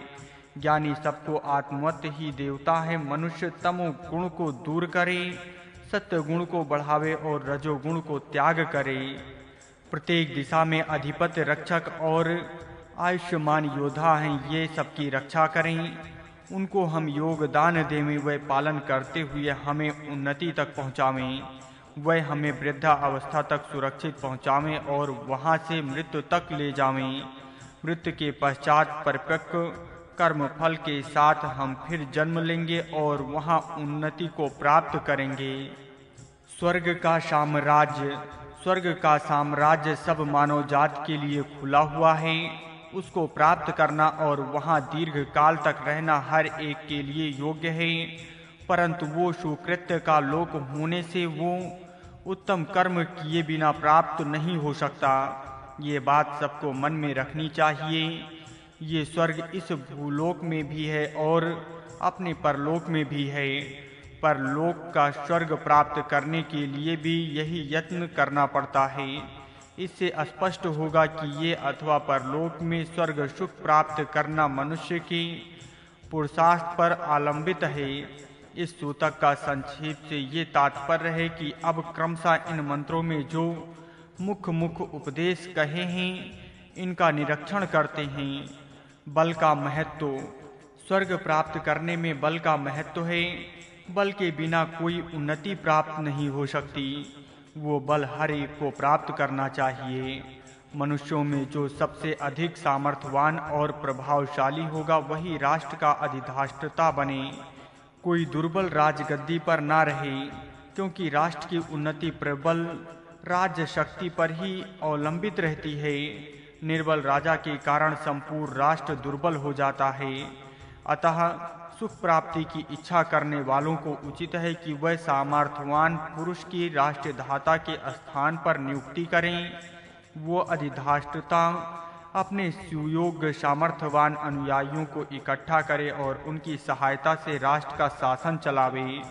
सबका उत्तम नियंत्रण करें और सबकी उन्नति होने योग्य सुव्यवस्था रखें। इसी का नाम यमराज्य अर्थात नियम के अनुसार चलने वाला राज्य है।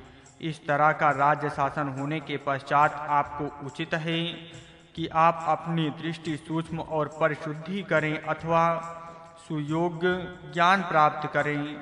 वीर अर्थात अनेक बलों को प्राप्त करें। आपके राष्ट्र में दूरदृष्टि और सामर्थ्य जितना अधिक होगा, उतना ही आपका उत्कर्ष होने वाला है। अतः तेज बल, सामर्थ्य, ज्ञान और दूरदृष्टि बढ़ाना आपका मुख्य कर्तव्य है। परिपक्व होने पर ही मिठास उत्पन्न होती है। अतः आपको उचित है कि आप अपने आप को परिपक्व करें, जिससे आपका कल्याण होगा। एकता का संदेश। इस लोक में तुम सब मिलजुल कर एक भाव से रहो। परमेश्वर उपासना भी मिलजुल कर करो। राज्य व्यवस्था भी मिलकर चलाओ और जो कुछ पराक्रम करना हो वो सब मिलकर ही हो सकता है। मिलने से ही बल बढ़ता है। मिलने से ही अपनी पवित्रता और निर्दोषता संपादन करनी चाहिए। जितना संगठन होगा उतना बल बढ़ेगा और जितना बल बढ़ेगा उतना प्रभाव विशेष होगा। इस तरह ये एकता का संदेश मानवीय उन्नति के लिए यहाँ कहा है। सब लोगों से ये कहना है कि वे अपनी जीवन को धन्य बनाने के लिए प्रयत्न करें। ये प्रयत्न जितना मिलकर होगा उतना यश तुम्हें प्राप्त होगा। आपस में फूट रखोगे तो वहीं नाश का बीज बढ़ेगा। तुम में से प्रत्येक को अमृत प्राप्त करने का अधिकार है। घर में स्त्री, पुत्र और गृहपति मिलकर रहते हैं। यहाँ एकता का संदेश मिलता है और यहीं सुख की प्राप्ति हो सकती है। इस गृहस्थ आश्रम में माता अन्न पकाती है, पिता अन्न लाता है, पुत्र अन्यान्य कार्य करते हैं। इस तरह परस्पर को सहायता करने से सबको अत्यधिक सुख प्राप्त हो सकता है। इस तरह विचार करके पाठक एकता का बोध प्राप्त करें और उसका आचरण करके उन्नति हो जाएं। घर में पुत्र पौत्र बड़े हुए हैं, वे कार्यभार संभाल रहे हैं। वृद्धों की यथा योग सेवा हो रही है। तरुणों का आश्रय यथा योग रीति से वृद्धों को मिल रहा है। यही इस लोक का तेजस्वी स्वर्ग है जो प्रत्येक गृहस्थी को प्राप्त करना चाहिए। चारों दिशाओं में हलचल। उन्नति के लिए हलचल तो चारों दिशाओं में शुरू करनी चाहिए। पूर्व दिशा ज्ञान की दिशा है। सब प्रकाश इसी दिशा से प्राप्त होता है। श्रद्धावान लोग ज्ञान प्राप्त करके ज्ञान का प्रसार खूब करें। जैसा सूर्य सबको प्रकाश देता है वैसा प्रकाश सबको मिले। ज्ञान का उपयोग अपनी रक्षा के लिए किया जावे। स्त्री पुरुष मिलकर कार्य करें और सब लोग ज्ञान से सुप्रकाशित हों। ज्ञान प्राप्त करने के पश्चात दक्षता से उद्योग करने चाहिए। दक्षता न रही तो सब यत्न विफल हो जाते हैं। ये संदेश दक्षिण दिशा से दे रही है। यहाँ यम अर्थात नियामक देव हैं। ये कहता है कि नियमों में रहो। नियम छोड़कर चलोगे तो मेरा दंड उगत होगा, उससे छुटकारा नहीं हो सकता है।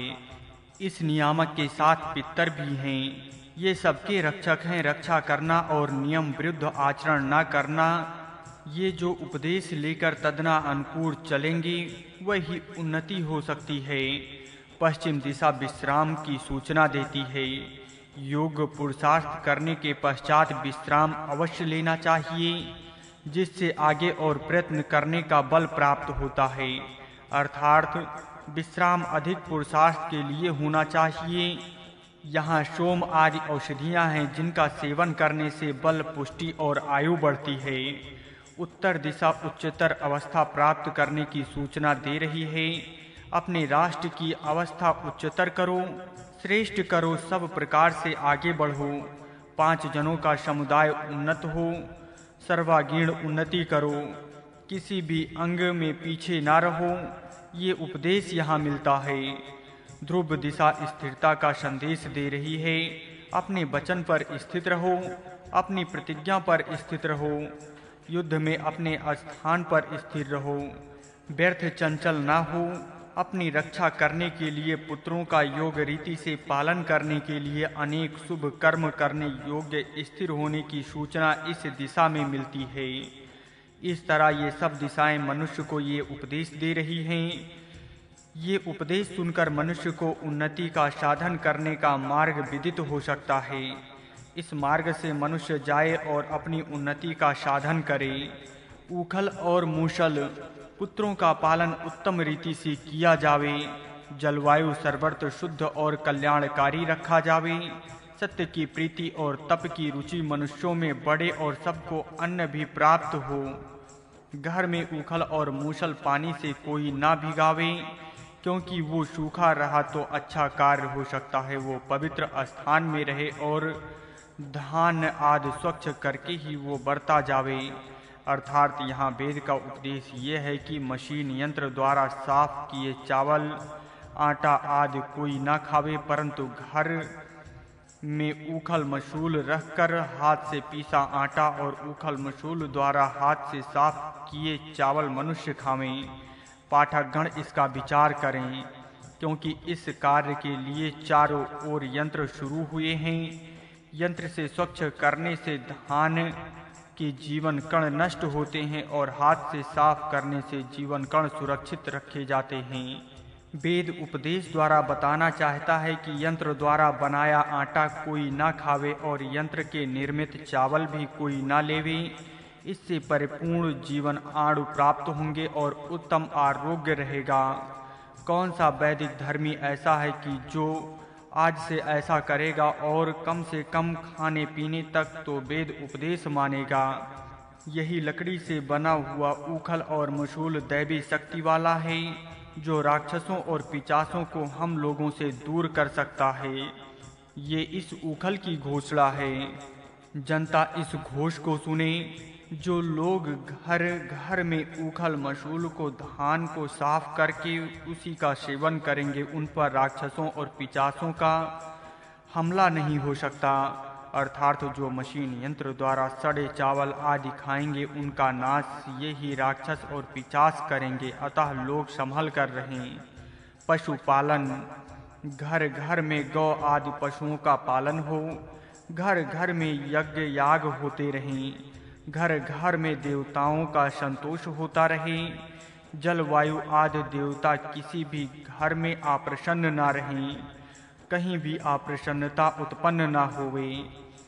गृह व्यवस्था, स्त्री और पुत्र तथा गृहपति मिलकर घर होता है। ये सब घर घर में मिलजुल कर रहें। इस एकता के विषय में अथर्ववेद काव्य नंबर 3 सूतक 30 में जो उपदेश आया है वो पाठक यहाँ देखें। वो उत्तम उपदेश है और हर एक गृहस्थ आश्रमी को सदा ध्यान में धारण करने योग्य है। पुरुष जिस स्त्री का परिग्रहण करे वह दोनों परस्पर अनुकूलता के साथ रहें, आपस में झगड़ा ना बढ़ावें। आपस में झगड़ा करेंगे तो दुर्गति और नाश को प्राप्त होंगे। ये हर एक गृहस्थी को स्मरण रखना चाहिए। घर के सब लोग आनंद प्रसन्न और मिलजुल कर रहें और यत्न करके अपनी उन्नति का साधन करते रहें। सब मिलकर दक्षता से सब रोगों को दूर करें, अज्ञान और अंधकार दूर करें। घर में अंधकार न रहे, क्योंकि अंधकार में रोग जंतु बढ़ते हैं और रोग होते हैं। अतः घर में बहुत अंधेरा न रहने पावे ऐसा घर बनाया जाए। घर घर में लकड़ी का बना उखल और मूसल हो और उसी में चावल साफ करके उनका ही सेवन घर के लोग करें। उखल मूसल से साफ किए धान से तुष्य आदि दूर करने के लिए सूप घर में रहे। इस सूप छाछ से चावल आदि साफ किए जाएं, तुष्य हटाया जावे और स्वच्छ चावल लिया जाए। इनका ही सेवन गृहस्थी करें, जिनसे तीनों लोगों का आनंद और स्वास्थ्य प्राप्त होता है। ऐसे शुद्ध चावल इस तरह स्वच्छ होते हैं। यंत्र मशीन द्वारा साफ किए चावल तो राक्षसों और पिशाचों अर्थात अनेक रोगों को बुलाने वाले हैं। ये चावल जो उखल और मूसल द्वारा तथा छाछ से साफ होते हैं वह तो अत्यायन करने वाले अर्थात सब प्रकार की पुष्टि करने वाले हैं। छाछ में पुनः पुनः लेकर इस तरह धान स्वच्छ किया जावे। चावलों पर जो लाल रंग की त्वचा सी होती है उसको मूसल से कूट कूट कर हटाया जावे। जैसा धोबी वस्त्र को स्वच्छ करता है वैसा ही उखल मूसल द्वारा ये चावल स्वच्छ किए जाएं और इनका सेवन गृहस्थी करें। पशुओं में विविध रंग होते हैं, परंतु एक ही घास खाकर वे परिपुष्टि होते हैं। इसी प्रकार विविध रंग रूप वाले मनुष्य इन चावलों का सेवन करके हष्ट पुष्ट और दीर्घजीवी बने। पकाने का कार्य। अब पकाने का समय आता है। इसके लिए बहुत प्रकार के बर्तन होते हैं। ये बर्तन मिट्टी से ही अनेक प्रकार के बनाए जाते हैं। ये फूटे टूटे ना हो, चूने वाले ना हों। किसी स्थान पर सुराग हो तो उसको ज्ञान द्वारा बंद किया जावे। जैसे माता पुत्र को प्यार से संभाल कर लेती है उस प्रकार ये बर्तन बरते जावें। ऐसे बरते जाएं कि ये ना टूटें। डेगची, बटलोई, पोतला और बर्तन चूल्हे पर संभाल कर रखे जावें। इनमें चम्मच रखे जाएं और ये पात्र घृत आदि से संचित रहें। इन पात्रों की रक्षा चारों ओर से हुए अग्नि से रक्षा हो, अर्थात पात्र अच्छी तरह से पका हुआ हो। वरुण देवता के जल से इसकी रक्षा हो, अर्थात पानी में गल जाने वाला ना हो। वनस्पतियों द्वारा इसके टूट जाने का संभव ना हो। जल का महत्व। पृथ्वी के जल की भाप बनकर मेघमंडल में जाती है, वहाँ मेघ बनते हैं। उनसे वृष्टि होकर फिर वो जल पृथ्वी पर आता है। ये जल प्राणियों को जीवन देने वाला और जीवन की धन्यता करने वाला है। ये पात्रों में भर कर रखना और पकाने के समय वो पात्र चूल्हे पर रखना चाहिए। ये परिशुद्धि जल मनुष्य को मुख देने वाला है। ये जल मनुष्य में बल लाता, प्रसन्नता उत्पन्न करता, वीर्य बढ़ाता, पवित्रता करता और रोग आदि मृत्यु दूतों को दूर करता है। यही जल गृहस्थियों के अन्न पकाने में प्रयुक्त होवे। थोड़ा सा जल वृष्टि द्वारा भूमि पर गिरकर औषधि वनस्पतियों में जाकर उसका गुणकारी औषधि रस बनता है। ये मनुष्यों का हित करता है। इसके अतिरिक्त इतना हितकारी दूसरा जल मेघों से बहुत ही गिरता है। अब वो सब जगत को व्यापता है। जब बर्तन में जल डालकर तपाया जाता है तो जल के अणु एक दूसरे पर उछलते हैं और ऐसा प्रतीत होता है कि वे परस्पर युद्ध करते हैं, वार्तालाप करते हैं या झगड़ा करते हैं। जैसे स्त्री पति को देखकर उसके साथ प्रेम से मिलना चाहती है, वैसा ही जल पकाने के समय चावलों के साथ मिलता है, जिससे चावल पकते हैं। पकाने के समय बर्तन में कड़छी डालकर नीचे के चावल ऊपर और ऊपर के नीचे करने चाहिए, अर्थात अच्छी तरह चावल हिलाने चाहिए, जिससे जल हर एक चावल के साथ अच्छी तरह मिल जाता है और चावल उत्तम रीति से पक जाए। साग भाजी जैसे चावल पकाए जाते हैं, उसी प्रकार साग भाजी पकाने की भी रीति है उत्तम। परुष छुरा भाजी काटने के लिए लो, उसकी धार ठीक करो, औषधियाँ साग भाजी आदि हाथ में ले लो, उसको ऐसा काटो कि जिससे उनका सत्व ना बिगड़े, औषधियों का हिस्सा ना हो और उनका क्रोध हम पर ना हो। चावल पकने पर उनको बर्तन से निकालना चाहिए। उनको रखने के लिए उत्तम नई चटाई शुद्ध भूमि पर फैलानी चाहिए और उस पर बर्तन से सब चावल रखने चाहिए। ये दृश्य ऐसा करना चाहिए कि जो आँख से प्रिय और हृदय को मनोहर प्रतीत हो। देवताएं वहीं अपनी धर्म पत्नियों के समेत आ जाएं और इस अन्न का सेवन करें। इस तरह यज्ञ करने से यजमान स्वर्ग को प्राप्त होता है। 60 वर्ष से कोई गृहस्थी इस रीति से यज्ञ करेगा तो उसको स्वर्ग मिलेगा। घर में पिता माता पुत्र आदि संतुष्ट रहे तो वही भूलोक का स्वर्ग है और आनंद से परलोक मिलता है। संपूर्ण सुखों उपभोग विजय प्राप्त होने से ही प्राप्त होने हैं। विजय के बिना भोग मिलना असंभव है। ये एक उन्नति के लिए बड़ी महत्व की सूचना यहाँ दी है। शुद्ध अन्न, उत्तम घी, मधु आदि पदार्थ हितकारी, पौष्टिक और बलवर्धक हैं। इनका स्वयं सेवन करना, दूसरों को देना और देवताओं के उद्देश्य से समर्पण करना चाहिए। ये लोक अर्थात इस भूलोक में स्वयं पुरुषार्थ ही जो कुछ होगा सो होगा, इसलिए ये लोक पुरुषार्थ प्रधान हैं। जो पुरुषार्थ करता है उसको सब देवताओं का साहस्य होता है। कुटुंब में एकता, स्त्री कुछ करती है, पुरुष भी काम धंधे में लगा है, युवक अपने कार्य करते हैं। ये सब जो कुछ भी करें कुटुंबी की रक्षा और उन्नति के लिए करें। सम्मेलन से ही घर में स्वर्ग सुख प्राप्त हो सकता है, अतः भोजन के लिए कम से कम सब पुत्रों पुत्रियों और पारिवारिक जनों को बुलाना चाहिए और साथ बैठकर भोजन करना चाहिए। सब बालकों को इससे एकता का पाठ मिल जाएगा और इस एकता में ही सब सुख का बीज है। मधु घृत आदि से मिश्रित अन्न हो, धन के प्रवाह चलते रहें, आयु के 60 वर्ष तक इनका दान होता रहे, सर्वत्र भरपूरता हो, किसी प्रकार न्यूनता कहीं भी ना हो। यही स्वर्ग देने वाला है। अन्य लोग कितने भी कंजूस हों, उनको ये आनंद नहीं मिलेगा जो इस प्रकार के दाता को प्राप्त हो सकता है। देव निंदक को दूर करो। कई लोग देवताओं की निंदा करने वाले होते हैं, उनको समाज से बाहर करना चाहिए। उनको कोई अधिकार नहीं देना चाहिए। सब राजा अधिकार ऐसे लोगों के हाथ में रहे कि जो देवों के अनुकूल चलने वाले हों। देवद्रोहियों को सब मिलकर एक मत से बहिष्कृत करें। जो ज्ञानी सूर्य और कार्य में सहायक होंगे, उनको मधु और घी तथा अन्य भरपूर मिलना चाहिए। परमेष्ठी प्रजापति परम उच्च स्थान में विराजमान हैं, इसीलिए उसे परमेष्ठी कहते हैं। इसको प्राप्त करने के लिए ही सब लोग कुछ धर्म कर्म किए जाते हैं। आप जो दान करते हैं, घी का दान हो, मधु का हो या अन्य किसी का हो, वो सब इस एक ही कार्य के लिए होता है। सत्य और तप मुक्ता इसी की प्राप्ति के लिए है। सत्य का अवलंबन करने से बड़ा फल प्राप्त होता है। तप बड़ी पवित्रता करने वाला है। यही सत्य और तप बड़ा अत्यधिक ऐश्वर्य और ऐहिक धन देते हैं।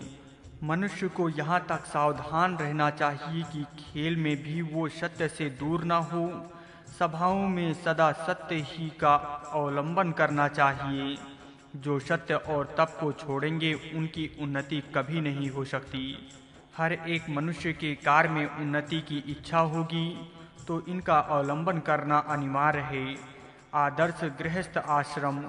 मैं अन्न पकाता हूँ, मैं दान देता हूँ, मेरी धर्म पत्नी धर्म कर्म में सहायता करती है, मेरे पुत्र जनहित होने के कार्य करते हैं। मैं दीर्घ जीवन प्राप्त करके उनका उपयोग धर्म कार्य करने के लिए करूँगा। ऐसा हर एक गृहस्थी को कहने का सौभाग्य प्राप्त हो, यही एक बड़ा ऐश्वर्य है। जिसका ऐसा कुटुंब हो वो धन्य है। इसी तरह यहाँ हमारे घर में पाप करने वाला कोई न रहे। दान देने के समय उसमें कुछ पीछे रखने वाला कंजूस कोई न हो। चारों ओर मित्र बढ़ें, दान के पात्र सदा भरपूर हों और सब सुख कर्म का परिपक्व फल ऐसे गृहस्थी को प्राप्त होता रहे। ये है आदर्श गृहस्थ आश्रम। गृहस्थी मित्रों का प्रिय करें, सतत प्रयत्न करता रहे। गौ का दूध पिए, बैलों का उपयोग खेती के लिए होता है। रोग और मृत्यु दूर होता रहे। परस्पर का हृदय जानना चाहिए, मित्रता के लिए इसकी अत्यंत आवश्यकता है। हृदय के ज्ञान के बिना संगठन भी नहीं हो सकता। जो भी पृथ्वी आदि देव हैं वह सब योग्य मनुष्य को स्वर्ण और तेज देने के लिए बैठे हैं, परंतु उनसे लेने के लिए तो भी यत्न करना चाहिए। अपने अंदर छात्र तेज बढ़ाना और उससे अपनी रक्षा करनी चाहिए। ये आत्मरक्षा करने का कार्य तो प्रत्येक का है, अतः कोई इस छात्र तेज के बिना न रहे। सब लोग तेजस्वी बने। जो किसी कार्य के लिए असत्य बोलना है वो सब पाप का हेतु है। फिर वो असत्य भाषण खेल में हो या धन लोभ में हो, सबकी उन्नति का एक ही तंतु है और वो केवल एकमात्र सत्य है। सत्य के बिना किसी की उन्नति होनी नहीं है। जो वृष्टि होती है उसका उत्तम उपयोग करो, अर्थात जल व्यर्थ न जाने दो। सब पदार्थ स्वच्छ रखो, किसी भी स्थान में मलिनता न रहे।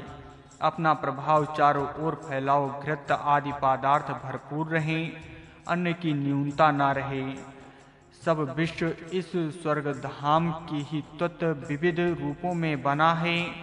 इस विश्व में सत्य रज और तम गुण है, जिनकी तेज शुभता रक्तिमा और मलिनता सुप्रसिद्ध है। मलिनता दूर करनी चाहिए, तेज शुभता को अपनाना चाहिए और रजोगुण का दान करना चाहिए।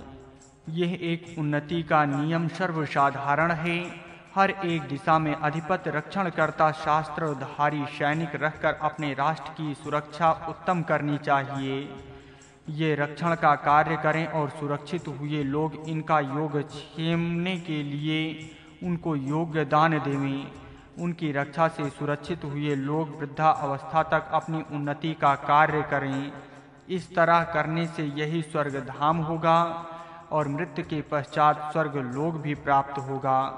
यहाँ तक इस सूतक में मंत्रों का सरल आयास खुली भाषा में दिया है। मंत्रों का हृदय भाव इस पाठक जान सकेंगे। इस सूतक में वेद के इस भूलोक को ही स्वर्गधाम बनाने की विधि बताई जाती है।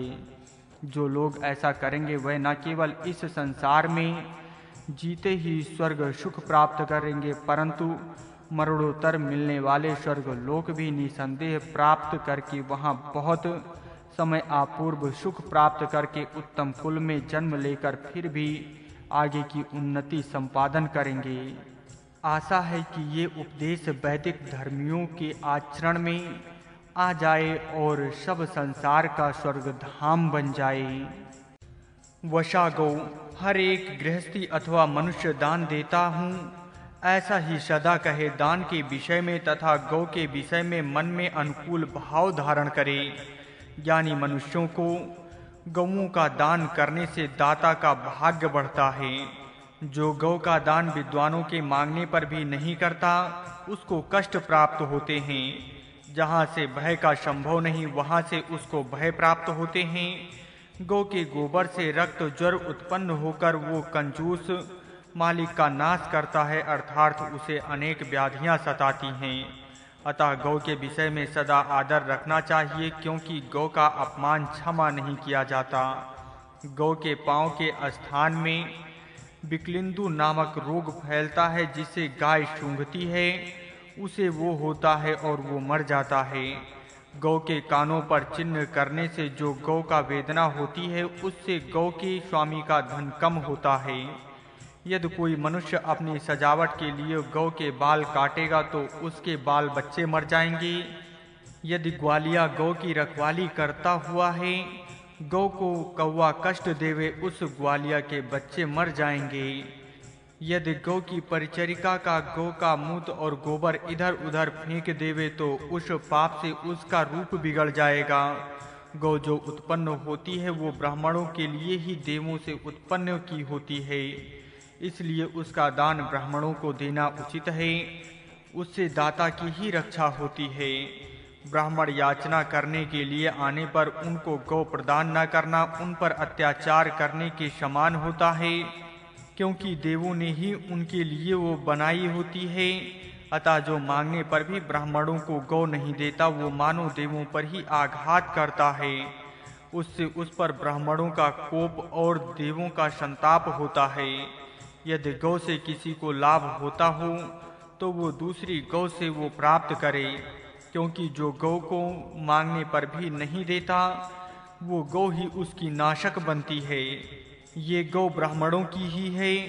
जैसा सुरक्षित खजाना होता है वैसे ही ये है। कहीं किसी के पास भी उत्पन्न हुई हो जिसकी वो होगी, वो ब्राह्मण उसे मांगने आवेंगे। ब्राह्मण जिस गौ को मांगते हैं वो उनकी ही होती है, अतः उनको उस गौ का दान न करना अपराध है। 3 वर्ष तक गौ को उसका स्वामी पाले, पश्चात कोई मांगने न आवे तो सुयोग ब्राह्मण की खोज करें और उसे देवें। गौ देवों का खजाना है। जो उसे नहीं दान करता उसका नाश भव और सर्व करते हैं। जो गौ को दान करता है उसको दूध आदि पर्याप्त मिलता है। जो मांगने पर भी गौ का दान ब्राह्मणों को नहीं करता उसके घर में गौ वश में नहीं रहती। गौ न देने वाले की कामना तृप्त नहीं होती। देवों का मुख ब्राह्मण है, ब्राह्मणों के मुख से ही देव मांगते हैं। अतः दान न देने वाला मनुष्य देवों के क्रोध को अपने ऊपर लेता है। कोई मनुष्य इस देवों के भाग्य को ब्राह्मणों के दान न देगा तो पशुओं का क्रोध प्राप्त होगा। गौ के स्वामी के पास सैकड़ों याचक गौ के लिए अनाज, परंतु देवों की आज्ञा है कि विद्वान ब्राह्मण को ही गौ देनी चाहिए। जो विद्वान ब्राह्मण को गौ न देकर दूसरे को देता है उसके बड़े कष्ट प्राप्त होते हैं। जहाँ गौ उत्पन्न होती है मानो वहीं देव उसकी याचना करते हैं, और देवों को वो देने से सबकी उन्नति होती है। ब्राह्मणों की याचना होने पर जो मनुष्य गौ का दान नहीं करता उसको संतान नहीं होती और उसके पास पशु भी कम होते हैं। ब्राह्मण जो गौ की याचना करते हैं वे केवल अग्नि आदि देवताओं के लिए ही याचना करते हैं, अपने लिए नहीं। अतः उनको न देना देवताओं का अपमान करना है। जब तक गौ का स्वामी यज्ञ मंत्र घोष नहीं सुनता तब तक उसके पास गौ रहे। मंत्र घोष सुनने के पश्चात उसके घर में गौ न रहे। मंत्र घोष सुनने के पश्चात यदि गौ के स्वामी ने गौ अपने घर में रखी तो उसके ऊपर देवों का क्रोध होता है। गौ ये देवों को सुरक्षित खजाना है। जब वो अपने स्थान पर जाना चाहती है तब वो अनेक भाव प्रकट करती है। जब वो गौ अपने स्थान के पास जाना चाहती है तब अपने भाव को प्रकट करती है, अर्थात वो अपने लिए ब्राह्मणों की याचना हो तो ऐसा भाव मन में लाती है। गौ ये संकल्प मन में लाती है, वो संकल्प देवों के पास पहुंचता है। देव ब्राह्मणों को प्रेरणा करते हैं और ब्राह्मण गौ को मांगने के लिए आते हैं। स्वाधाकार से पितरों की तृप्ति, यज्ञ से देवों की संतुष्टता और दान से अन्यों की तृप्ति होती है। इसलिए गौ का दान करने से उसकी माता का क्रोध क्षत्रिय पर नहीं होता। गौ क्षत्रिय की माता कही जाती है। इसका ब्राह्मणों को प्रदान करना दान नहीं है, क्योंकि वो ब्राह्मणों की ही होती है। जैसा उष्णा में घी अग्नि में गिरता है वैसे ही गौ का दान करने वाला गिरता है। दान दी हुई गौ दाता की परलोक में हर एक प्रकार की कामना सफल करती है। गोदान करने वाली की समस्त कामनाएं यमराज में सफल होती हैं, परंतु दान न देने वाले को तो नरक ही प्राप्त होगा। गौ का अपमान करने वालों को गौ क्रुद्ध होकर शाप देती है कि वो मृत्यु के पासों से बांधा जावे। जो गौ को वंध्या मानकर अपने घर में पकाता है, उसके पुत्र पौत्रों को ईश्वर भीख मंगवाता है। जो गौ का दान नहीं करता, उसके लिए उसकी गौ विष दूहती है। गौ का दान करने से पशुओं का हित होता है, गौओं का हित होता है, क्योंकि गौ से दिव्य पदार्थ देवताओं के लिए मिलते हैं। यज्ञ से आकर सब देवताओं ने मिलकर गौ की रचना की। उनमें जो अधिक घी देने वाली है, उसकी योग्यता विशेष है। देवों ने निश्चय ठहराया कि वो स्वामी के बस में रहने योग्य नहीं है, क्योंकि वो उत्कृष्ट गौ है, अतः वो दान के लिए योग्य है। मनुष्यों के पास जो गौ होती हैं, उनमें से कौन सी गौ अन्य अब्राह्मण स्वामी न खावे। निश्चय ये हुआ है कि अधिक घी देने वाली, सर्वदा वश में रहने वाली और नौकर के वश में रहने वाली, ये 3 गायें दान के योग्य हैं, अतः इनका अन्न अब्राह्मण स्वामी न खावें। जिस गौ का दान न करने से अधिक हानि की संभावना है, वो कौन सी गौ है? गौओं में 3 जातियां हैं, एक अधिक घी देने वाली, दूसरी सबके वश में रहने वाली और तीसरी नौकर के वश में होने वाली। ये 3 प्रकार की गौएं हैं, जिनका अन्न गौ का स्वामी न खावे। स्वामी ये गौएं ब्राह्मण को दान देवें, जिससे वो निर्दोष होता है। मांगने पर गौ का स्वामी कहे कि हे ब्राह्मणों, ये आपका अन्न है। मांगने पर भी जो ना देवे, उसके घर में वो गौ भयंकर हानि करने वाली होती है। गौ का दान न करने से देव क्रोधित होकर उसके घर में भेद करते हैं और इस कारण उसका पराभव होता है। गौ की याचना करने पर जो भी नहीं देता, उसके राज्य में भेद उत्पन्न होकर युद्ध में उसका पराभव होता है। जो गौ का दान न करने के विषय में उपदेश करते हैं, उनका भी इंद्र के क्रोध से नाश होता है। जो लोग गौ के स्वामी को दूर ले जाकर गौ दान न करने से उपदेश करते हैं, उनका नाश रुद्र के शास्त्र से होता है। जो गौ के अन्न को घर में पकाते हैं, उन पर देवों और ब्राह्मणों का क्रोध होता है और वे गिरते हैं।